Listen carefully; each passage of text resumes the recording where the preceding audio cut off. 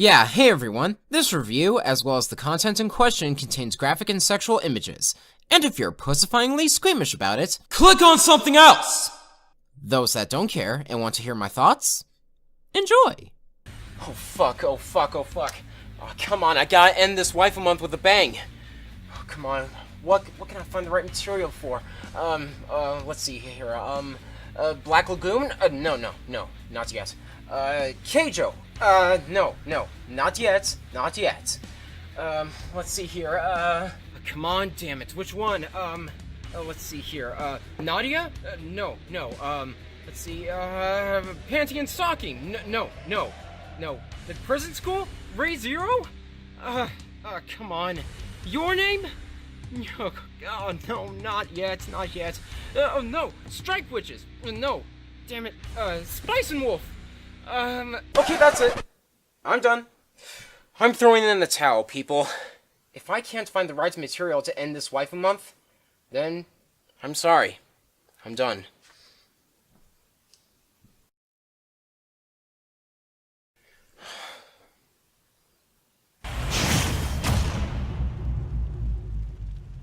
Three, two, one, go!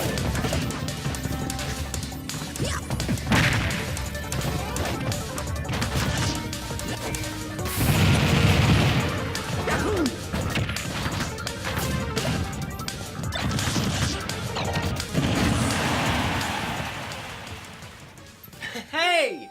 Justin, dude! I missed ya!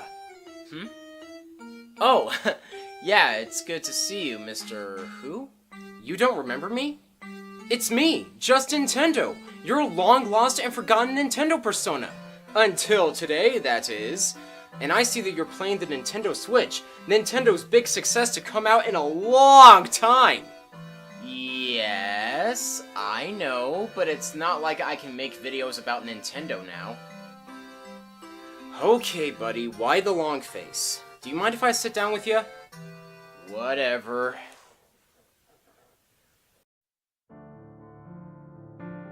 Why are you like this, man? Because Nintendo hurt me. I could never forget. Bullshit's copyright claims and all. That, and I can't find anything to end Waifu Month with a bang. Oh, that? Well, I got good news for you, buddy. Check this out. Wait, what? Things can change. And it started with this. So, I think it's time you make those Nintendo videos now. What are you waiting for? I am thou. Thou art I. Justinfinity will always be with you.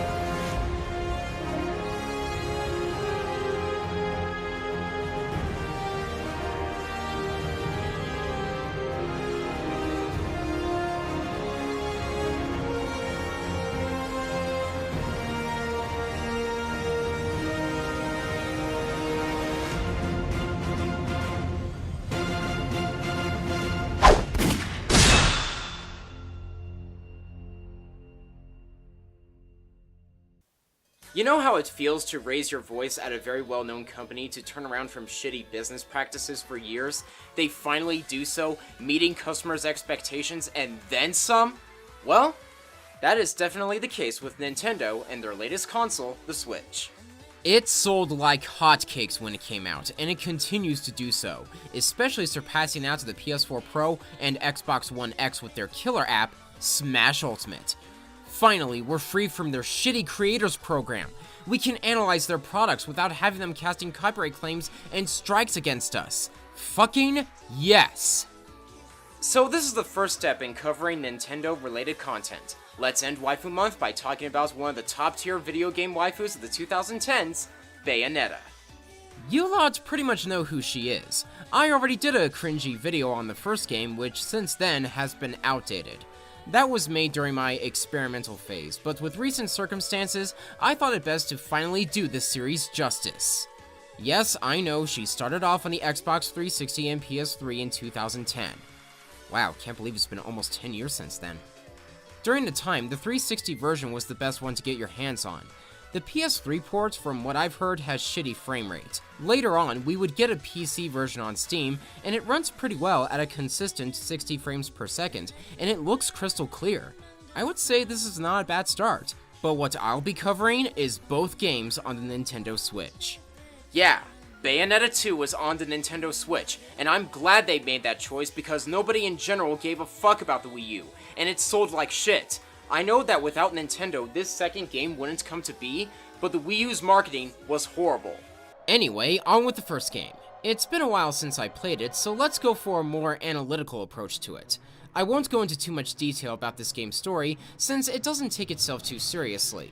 At least not until the last couple of chapters, where the main villain blathers on for about 20 minutes. Hell, even in the second game they brought up this aspect and made fun of it. Well, at least you're the silent type. The last sage I met spent 20 minutes rambling on and on.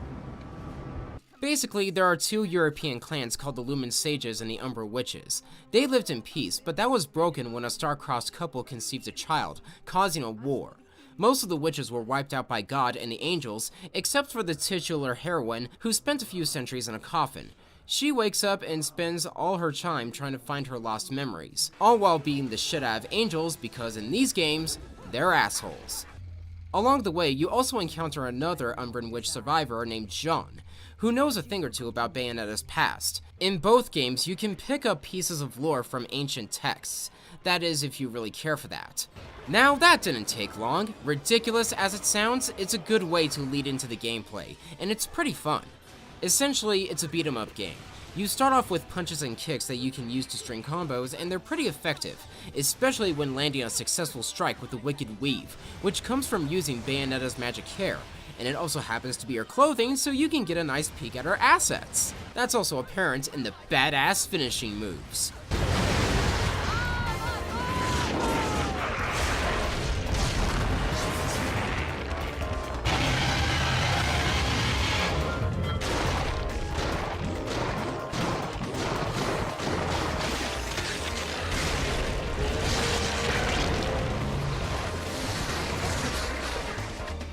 She also uses guns, not only in the traditional way, but she also has gun heals.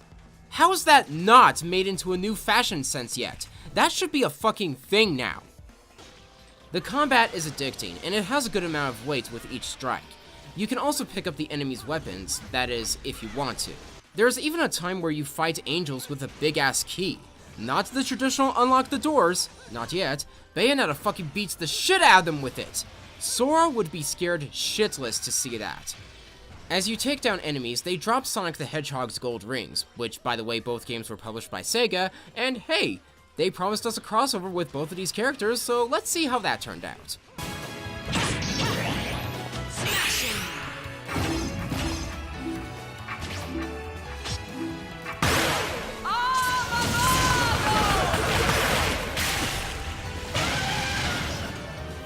Oh, come on, that didn't finish him?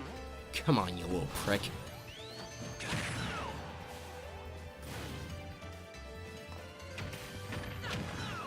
Take this, asshole. As if that wasn't enough, Enzo just roasts Sonic's enemy, Eggman.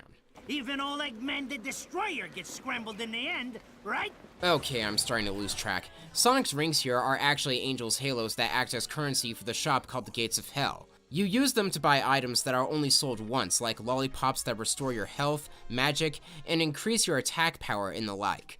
Most of the time, you make them yourself through picking up ingredients along the way. The rest of the shop consists of accessories that you can use to take advantage in battle. That is, if you save enough.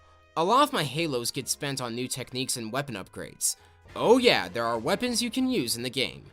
You can pick up LP albums for Rodin so he can give you a new weapon like a pair of shotguns, a katana, and a pair of claws. I always end up using the katana the most. Now it feels more like a hack and slash game, and considering the combat system is similar to the Devil May Cry series, that goes without saying. And both of those franchises were done by the same creator, Hideki Kamiya. Mind equals blown, fuck the Sonic Bayonetta crossover, where is her crossover with Dante, Virgil, and Nero? Have Bayonetta fight alongside Trish and Lady, I'm down with it. Even the load times in both games let you practice Bayonetta's movesets with your preferred weapons. I love that idea. I encourage that to happen with other games. So with all of that, you think having these weapons to fit your playstyle would make fighting angels easier? Well, no. The game still manages to be pretty hard, and I've been playing it on normal mode. But it's the fun kind of hard. Get good, if you will. And Platinum Games has earned that reputation of making fun, polished, and challenging games. Both Bayonetta games are all about timing. You have to watch the enemy's movements just right. If you dodge at just the right moment during their attack animations, you activate Witch Time, which slows down time temporarily so you can get a fast advantage in battle. You're going to be doing that throughout both games, but it's what gives the combat a nice flow. Don't worry, it doesn't get repetitive. There are a good variety of enemies that have their own ways of fighting, so it gets you to think strategically on how you fight them. Dodging and landing successful attacks fills up the magic meter. When it's full, you do torture attacks on certain enemies, and they all have variety, like using BDSM on female angels. That is sadistically creative.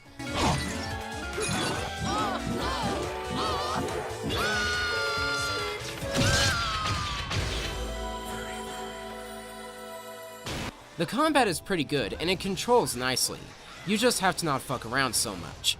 There's a ranking system like Devil May Cry where, depending on your performance in a chapter, you get rewarded with a trophy that ranges from stone to pure platinum. You cannot afford to get hit, and dying affects your score. You cannot spend too much time in one segment of a certain chapter, and if you want extra bonus points, don't use any items. You also got to be an explorer in these levels, otherwise you will miss some segments that will cost you the highest ranking trophy. If you don't care for that sort of thing and just want to go through the game, then fuck scores, fuck awards, fuck achievements, fuck dignity, and fuck honor. Your ass just needs to win at all costs. Although comparing the two games, I think the first one just has the worst of it in terms of challenge. No, that doesn't make the game horrible by any means, but there's get good, and then there's actual bullshit. Starting with my most minor complaint, one of the enemies I can't stand, by that I mean two, are the Grace and Glory creatures. They get all up in your ass with swift movements and claw strikes, and I hate that.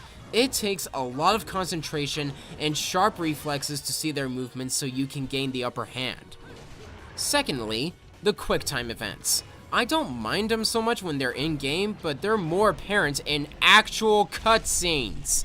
You have to pay attention to get through them, otherwise you're dead. You only get a split second to react to it. I get that they want to make them look badass and cinematic, but I would just leave it for the in-game graphics. Thirdly, there are times in a certain chapter where you change to a different playstyle with different controls mid-level. I don't mind it when it's the level starter, but not so much like in Route 666 for instance. You get to a part where you start riding a motorcycle to reach the end.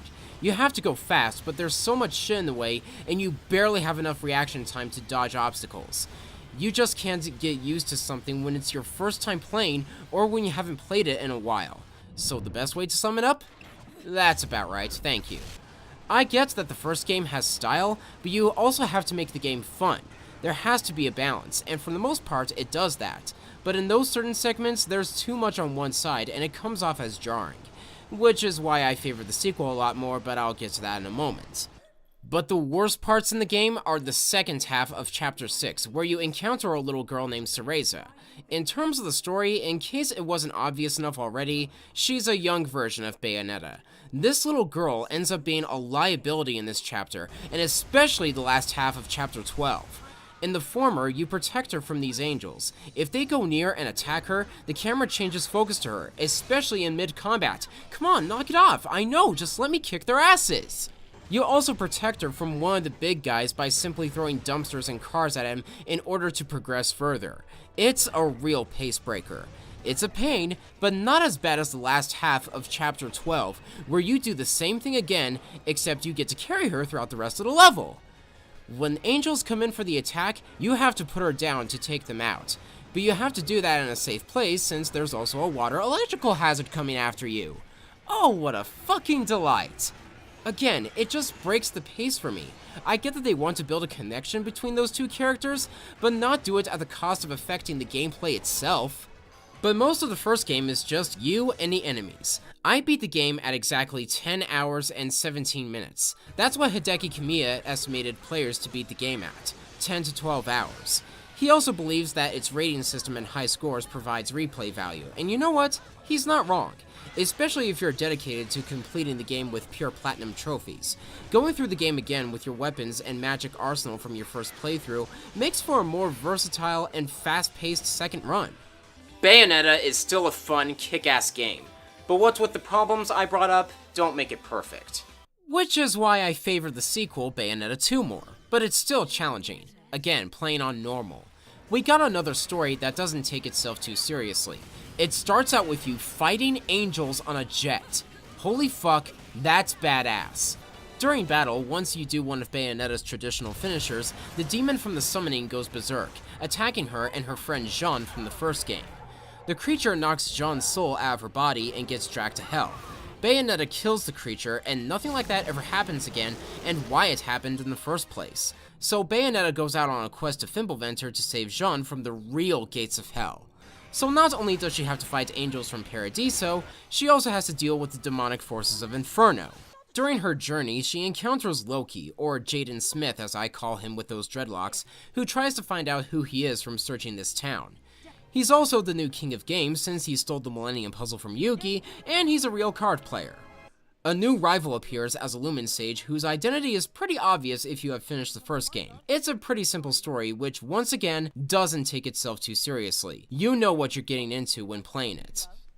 Going into why I love the sequel more, the gameplay is much of the same from the last one, but with some improvements. There's no bullshit segments, no transitions to a different playstyle and control scheme. And when there are different playstyles like controlling a mech, it's saved for the beginning of a level and it controls like how it would control when you're on foot. There's also no liabilities throughout. It's just you and the game, providing genuine, fair challenge. And whenever I do get hit or die, it's my fault and not the game. They introduced a new mechanic called Umbran Climax, which is used after getting the magic gauge full. This strengthens Bayonetta's attacks with extra Wicked Weaves and Demon Summons for a short time, so you'll see angels and demons get their collective asses handed to them. Your previous arsenal makes a return from the first game, along with new weapons to collect like Twin Blades and a bow and arrow, and it makes for a more versatile Bayonetta. Looks like the developers decided to show some mercy and why it's not as punishing as the first game. Oh, it still gets good hard, don't get me wrong, but there's no bullshit. I did a good number of levels fairly well. For the most part, but this also encourages multiple playthroughs if you're into landing pure platinum trophies. I beat the sequel at 7 hours and 14 minutes. I guess it's not as grueling as the first game with what the things I mentioned the developers kept in there and got rid of what didn't work. Or maybe I just got accustomed to how the first game played and it made my playthrough much quicker and easier. In terms of presentation, both games share much of the same graphics. Both Vigrid and Fimbulventer from their respective games look beautiful. And as much as I like the dark red color palettes from the first game, I love the blue and a bit brighter palettes from the second one. They complement the tones of both games and follow Devil May Cry's standard in terms of looks. The character models look good, although in some areas from the first game, Enzo and Luca just look dopey.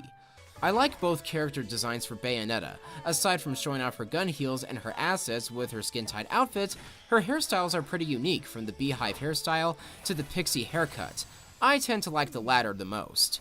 Now before you crazy NPCs start typing on your keyboards going, "Oh, Bayonetta is sexist because she doesn't look like me, and I'm jealous of her looks and blah blah blah blah blah," I only have one thing to say to you. Bayonetta is drawn by a woman, Mari Shimazaki. So, who's being sexist here? I also like the alternate costumes you get for her. Sure, there's the traditional gym uniform, kimono, and schoolgirl clothes, but there's also the awesome skimpy princess outfits, Samus's armor from Metroid, Link's clothing from Zelda, and even Star Fox. The reason why I went with the latter is because at the beginning of the last level, there's an awesome segment where you're on a jet, but when you wear the Fox McCloud outfit, you're controlling the R-Wing. It controls pretty well like it would from those games, which gave Platinum the green light for Star Fox Zero. And yet, they still fuck it up with that. Real talk, Nintendo, no one makes Star Fox games better than you do. So go ahead and make a new one for the Switch. I'll be waiting.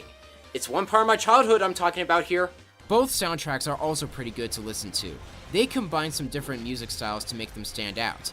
They have a good mix of classic, jazz, and J-pop. The music gets serious for the boss fights, using an orchestral score.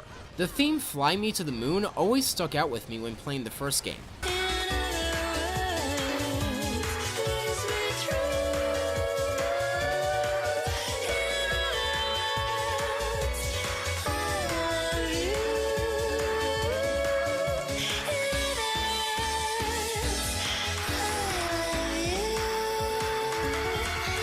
I find Tomorrow Is Mine from the second game to be just as good.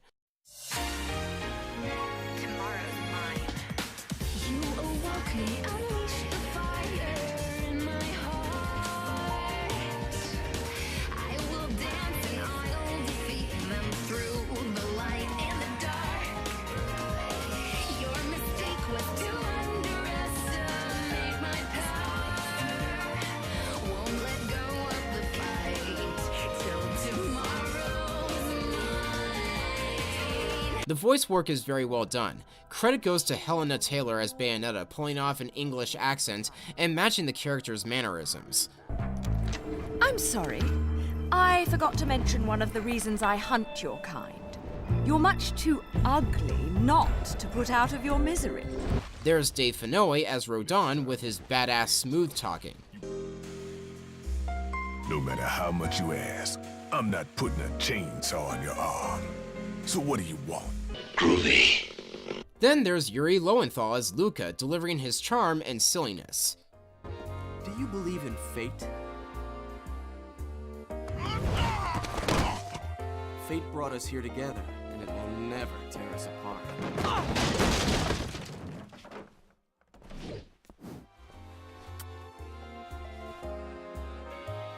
And finally, we have Grey Delisle as Jean, who is just as sophisticated sounding as Bayonetta is.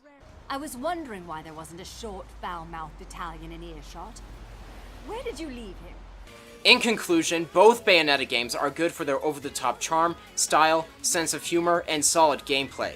Oh, and the Switch versions get the job done when playing them in portable mode. They run fine. So, let's see what Platinum Games has in store for the third game in the series, and oh, wait a minute.